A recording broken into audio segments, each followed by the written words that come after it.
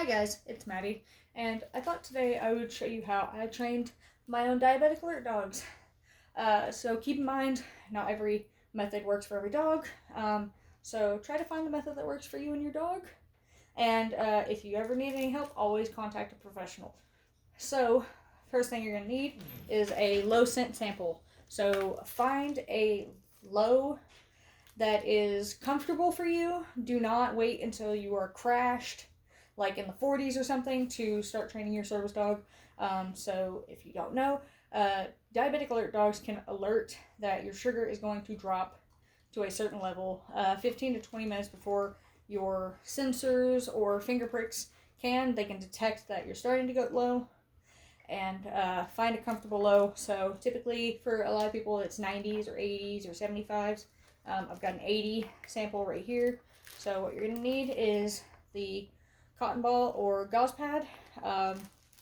Now what you do after you get the sample out of your mouth, freeze it. I usually say don't use a sample that's older than 2 weeks. That's just my preference. I've noticed that dogs really don't hit easy on it after it's 2 weeks old. So what you're going to want is your low sample, a jar of some kind, some treats, and of course, come here, bud, a dog. So, first things first, before you ever train with a low, you want to do a check alert. So typically, I'm not going to do this because this is my low jar. This is my jar that I only put scent samples in, but I do have a different jar that I don't know where it is. So what you're going to do is you're going to take a treat, kind of swirl it around, get the smell in, take the treat out, and then you go, check. Yes, good boy. So the scent sample has been in here recently, so that's what he's alerting to. Yes, good check. Or whatever. And then after your dog smells consistently on that command, you're going to want to introduce the smell.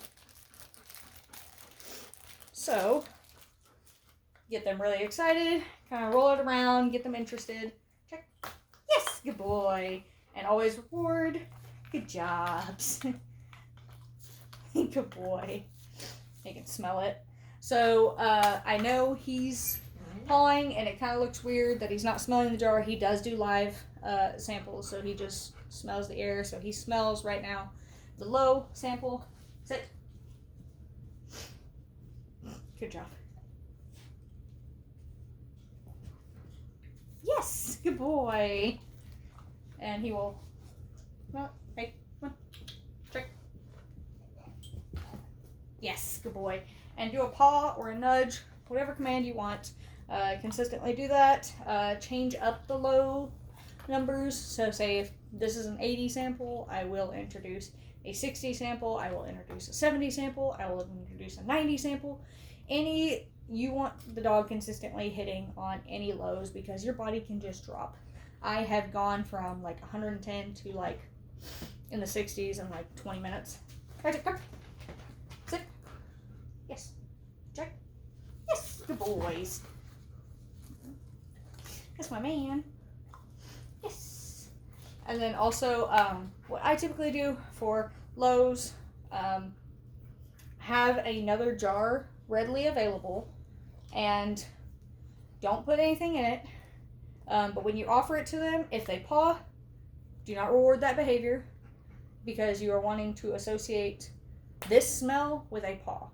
So you don't want them just hitting on a jar. And then eventually, what you want to do is put the cotton ball, have the cotton ball in your mouth, and then put it in a jar, offer it to them. And if you're comfortable, you can put the cotton ball back in your mouth, but if you can, if it's readily available, to have a just out of your mouth sample and then blow in their face. After you've obviously trained with the live scent sample that you didn't freeze so that they can smell the just out of your mouth sample. So, just keep trying, and eventually they will get it. Ain't that right, Bubba's? Alright, good boys.